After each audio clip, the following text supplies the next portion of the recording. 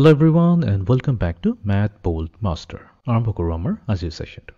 তো আজিৰ সেশনটো হ'ব এটা নতুন সেশন কিউকি আমি আৰম্ভ কৰিম ক্লাছ 6ৰ চেপ্টাৰ নম্বৰ 7 যোনটো হৈছে আমাৰ ফ্ৰেকশনছ। তো ফ্ৰেকশনটো শিকিবলগীয়া বহুতখিনি টপিক আছে যেনেকৈ ফ্ৰেকশনেল ইউনিটছ আৰু ইকুৱেল শ্বেয়াৰ্ছ কি হয় আমি অলপ আইডেণ্টিফিকেশ্যন কৰিম বাট আমি এটা ইন্ট্ৰডাকশ্যনেৰী কোৰ্ছ এটা ল'ম য'ত ফ্ৰেকশনছ কি হয় আমি এইটো আকৌ এবাৰ এটা ভালদৰে অলপ বুজিবলৈ চেষ্টা কৰিম। Fractions as a part of a whole তাৰমানে ফ্ৰেকশনৰ ডেফিনেশ্যনটো কি হয় সেইটো বুজিবলৈ আমি চেষ্টা কৰিম। তাৰপিছত ইউনিট ফ্ৰেকশন কি হয় সেইটো ইউনিট ফ্ৰেকশন ইউজ কৰি পেলাই আমি বেলেগ ফ্ৰেকশন কেনেকৈ উলিয়াব পাৰোঁ সেইটো চাম। তাৰপিছত marking fraction lens on the number line এইটো বহুতেই ইম্পৰ্টেণ্ট হয় এটা আমাৰ নাম্বাৰ লাইনটো যোনটো দিয়া থাকিব তাতে আমি ফ্ৰেকশনছবোৰ কেনেকৈ উলিয়াম সেইটো চাম। তাৰপিছত আমাৰ মিক্স ফ্ৰেকশন থাকিব মিক্স ফ্ৰেকশনটো কি হয় ইকুইভেলেণ্ট ফ্ৰেকশনছ এটা টপিক আছে ভাল টপিক হয়। মেকিং ফ্ৰেকশনছ উইথ ছেইম ফ্ৰেকশনেল ইউনিটছ তাৰমানে আমি ডিনমিনেটৰটো ছেইম কৰিবলৈ ট্ৰাই কৰিম বিকজ ডিনমিনেটৰ যেতিয়া ছেইম হ'ব তেতিয়া আমি এডিশ্যন ছাবট্ৰেকশ্যন এইবোৰ কৰাত বহুত ইজি হৈ যায়। তো expressing a factor in fraction in lowest term তো এটা একদম চিম্পলেষ্ট ফৰ্মত ফ্ৰেকশন এটা কেনেকৈ লিখে আমি সেইটো শিকিম। তাৰপিছত দুটাতকৈ বেছি দুটা যদি দিয়া থাকে ফ্ৰেকশন সেই দুটা ফ্ৰেকশনক আমি কেনেকৈ কম্পেয়াৰ কৰিম কোনটো ডাঙৰ হয় বা কোনটো সৰু হয় বা কোনটো ইকুৱেল হয় সেইবোৰ আমি শিকিম। তাৰপিছত এইটো চবতকৈ ইম্পৰ্টেণ্ট টপিক আহি যায় যোনটো হৈছে আমাৰ এডিশ্যন অফ ফ্ৰেকশনছ কেনেকৈ এড কৰে এডিশ্যনটো জানিলে ছাবট্ৰেকশ্যনটো ইজি হৈ যায় এডিশ্যন অফ ছাবট্ৰেকশ্যন অফ ফ্ৰেকশনছো আমি কৰিম। তাৰপিছত আমি এডিশ্যন আৰু ছাবট্ৰেকশ্যন ভিজুৱেলি কৰিম। তাৰপিছত আমি addition and subtraction of three ফ্ৰেকশন তিনিটা ফ্ৰেকশন যদি থাকে সেইকেইটাক আমি এডিশ্যন বা ছাবট্ৰেকশ্যন কেনেকৈ কৰিম সেইটো শিকিম। তাৰপিছত এডিশ্যন আৰু ছাবট্ৰেকশ্যনৰ ৰিলেটেড কিছুমান ৱৰ্ড প্ৰব্লেমছ আমি ছল্ভ কৰিম আৰু এইটোৱে হৈ যাব আমাৰ চেপ্টাৰ কমপ্লিট। তো ঠিক আছে বহুতেই ইম্পৰ্টেণ্ট টপিক হয় তেনেহ'লে আৰম্ভ কৰোঁ আমাৰ আজিৰ ছেশ্যনটো। চ' আজি আমি আৰম্ভ কৰিম lesson number 1 fractional units and equal shares. তাৰমানে ফ্ৰেকশ্যনেল ইউনিটছনো কি হয় ইকুৱেল শ্বেয়াৰ্ছ কি হয় তাৰে বিষয়ে অলপ আমি বুজিবলৈ চেষ্টা কৰিম।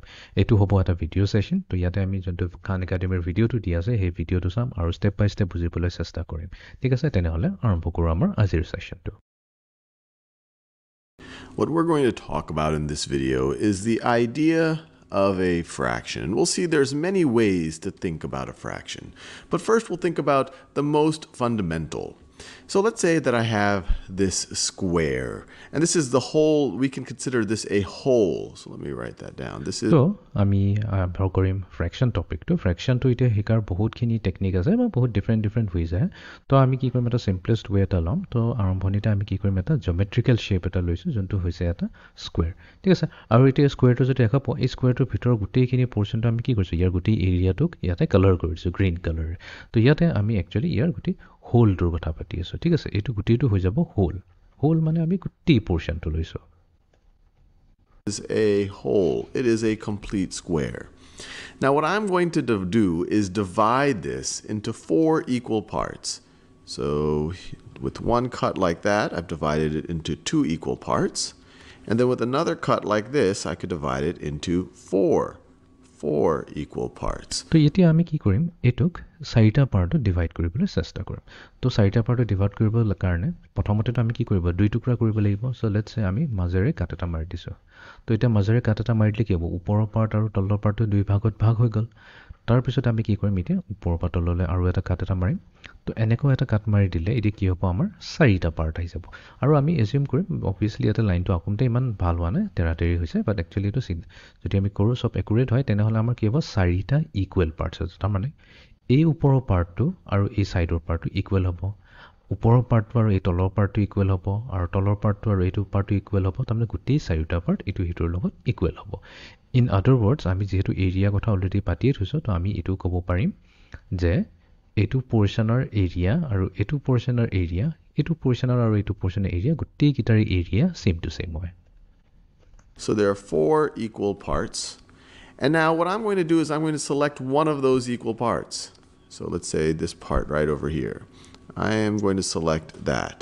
So ইয়াতে আমি কম যে ইয়াতে আমি কেইটা পালোঁ এটা হোল প্ৰথমতেতো পুৰা হোল আছে হোলটোক আমি কি কৰিলোঁ ডিভাইড কৰি পেলাই আমি পালোঁ 4 ইকুৱেল পাৰ্টছ। ঠিক আছে চাৰিটা ইকুৱেল পাৰ্টছ পালোঁ। তাৰপিছত নেক্সট আমি কি কৰিম এই চাৰিটা ইকুৱেল পাৰ্টছ যে ল'লোঁ তাৰ পৰা এটা পাৰ্ট আমি চিলেক্ট কৰি ল'ম। চ' লেটছ চে এই পাৰ্টটোক আমি চিলেক্ট কৰিলোঁ মানে এইখিনি আমি ইউজ কৰিম। ঠিক আছে ইয়াতে কাটি দিয়া নাই বাট এইখিনি পাৰ্টটো আমি চিলেক্ট কৰি ল'লোঁ। Question is, what fraction of the whole is the part that I have shaded in red? তো ইয়াতে কুৱেশ্যনটো আহি যায় কি কিমানটো ফ্ৰেকশ্যন হয় এইটো যদি পাৰ্টটো আমি কথা পাতোঁ যোনটো এই ৰেড কালাৰ দি ছেড কৰি থোৱা পাৰ্টটো যদি আমি কথা পাতোঁ তেনেহ'লে গোটেই পৰ্চনৰ কিমানখিনি ফ্ৰেকশ্যনেল পাৰ্ট হয় এইটোকে কোৱা হয় fraction Well, it is 1 out of the 4 equal parts, right? I've shaded in 1 out of 1, 2, 3, 4 equal parts. So we write this as this fraction. This piece represents 1/4 of the whole. And there's আমি two. কেনেকৈ লিখিম এইটো লিখিবৰ কাৰণে আমি ক'ম তো total আছে আমাৰ 4 ঠিক আছে বিকজ টোটেল 4 আছে 1 2 3 4 চাৰিটা ইকুৱেল পাৰ্ট হ'ব লাগিব আনইকুৱেল হ'লে নহ'ব এই আমি লিখিলোঁ 4 তাৰ ওপৰত কি লিখিম আমি যোনটো চিলেক্ট কৰিলোঁ সেইটো চিলেক্ট কৰিবৰ কাৰণে আমি কি কৰিলোঁ এটাই লৈছোঁ ৰাইট গোটেই চাৰিটাৰ পৰা এটাহে লৈছোঁ সেইকাৰণে আমি ওপৰত 1 লিখিম তো এইটো হৈ গ'ল 1 ডিভাইডেড বাই 4 বা 1/4 যদি কওঁ এই গোটেইটোকে কোৱা হয় এটা fraction Two ways that you can think about this. You could view this as one of the 4 equal parts, or you could view this as a whole divided by 4 would get you exactly this much. Now let's do another one. And this time, let's think about how we could represent 1/8. So 1/8. এতিয়া আমি next try কৰিম যে আমাক যদি দিয়া থাকে let's সে 1 divided বাই 8 ঠিক আছে 1 ডিভাইডেড বাই 8 তো এইটোৰ মিনিং কি হ'ব তাৰমানে আমাক লাগিব 8টা ইকুৱেল পাৰ্টছ এই 8টা ইকুৱেল পাৰ্টছৰ পৰা আমি এটা পাৰ্ট চুজ কৰিম ঠিক আছে এই ৰেক্টেংগলটো ইউজ কৰি পেলাই তো তেনেহ'লে আমি কেনেকৈ কৰিম Well, we could divide this whole. In this case, the whole is this rectangle looking thing. We could divide the whole into 8 equal parts. So let's do that. So here I've divided into 2 equal parts. That looks pretty good. And now I can divide each of those into 2 equal parts to get me 4 equal parts. And then if I were to divide each of those into 2 equal parts,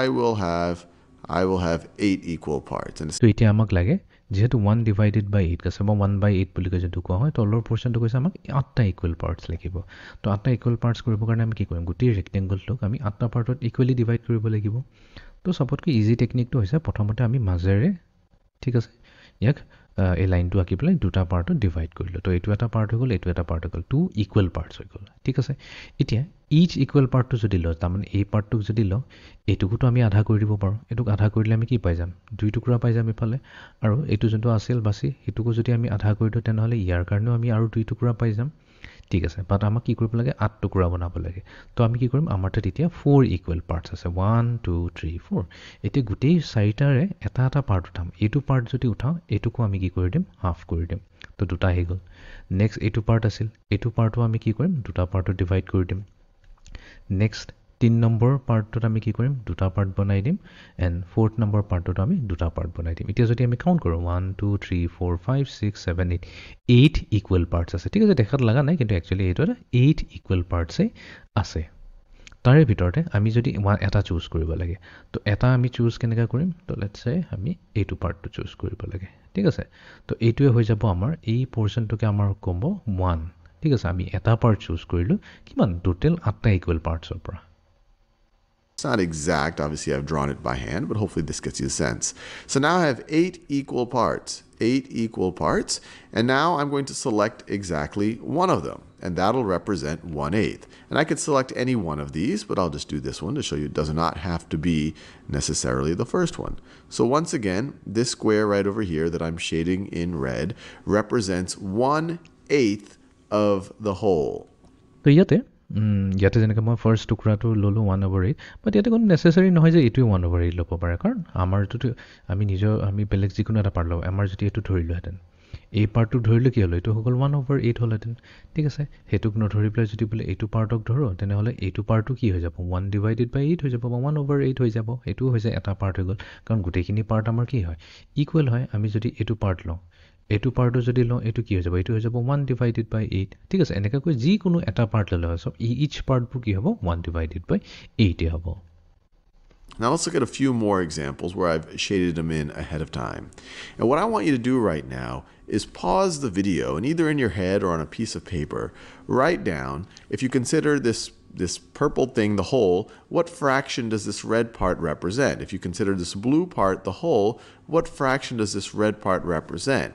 If you view this yellow triangle as a whole, what fraction does this red part represent? তো ইয়াতে কি কৰিছে ইয়াতে আমাক তিনটা shape দিছে ঠিক আছে প্ৰথমতে এটা ৰেক্টেংগুলাৰ শেপ এটা দিছে দুই নম্বৰত এটা সাৰ্কেল বা এটা ফুটবল টাইপ দেখাত এটা শেপ এটা দিছে ফুটবল নহয় একচুৱেলি এইটো এটা সাৰ্কেলে হয় তাৰপিছত আৰু তিন নম্বৰত এটা ট্ৰায়াঙ্গল টাইপ এটা শেপ এটা দিছে আৰু কি কৰিছে ইচ ইমেজটো কি কৰিছে তিনটা এনেকৈ পাৰ্টত ডিভাইড কৰিছে যেনে ইকুৱেল পাৰ্টছত এইটোত যেনেকৈ তিনটা ইকুৱেল পাৰ্টছ আছে এইটোক যদি চাওঁ এইটোত আছে 1 2 3 4 5 1 2 3 4 5 পাঁচটা ইকুৱেল পাৰ্টত ডিভাইড কৰিছে ট্ৰায়াঙ্গলত যদি চাওঁ 1 2 3 4 চাৰিটা পাৰ্টত ডিভাইড কৰিছে ঠিক আছে তো আমাক সুধিছে যিকেইটা এৰিয়া শ্বেডেড কৰা আছে যেনেকৈ এইটো ৰঙা ৰঙা ৰঙা তিনিটা যে ৰঙা ৰঙা পাৰ্টটো শ্বেড কৰা আছে আমাক সুধিছে এইটোৰ ফ্ৰেকশ্যনটো কিমান হ'ব তেনেহ'লে আমিও এইটো ট্ৰাই কৰি চাওঁ তো এতিয়া আমি যদি ফাৰ্ষ্টটোত চাওঁ এই ফাৰ্ষ্টটোত কি আছে এটা ৰেক্টেংগল আছে এই ৰেক্টেংগলটো তিনটা ইকুৱেল পাৰ্টছত ডিভাইড কৰা আছে তো প্ৰথমতে আমি সদায় চাব লাগিব কেইটা ইকুৱেল পাৰ্টছ আছে আমি কাউণ্ট কৰি ল'ম তো এইটো আছে 1 2 3 যিহেতু তিনটা ইকুৱেল পাৰ্টছ আছে তো আমি এইখিনিতে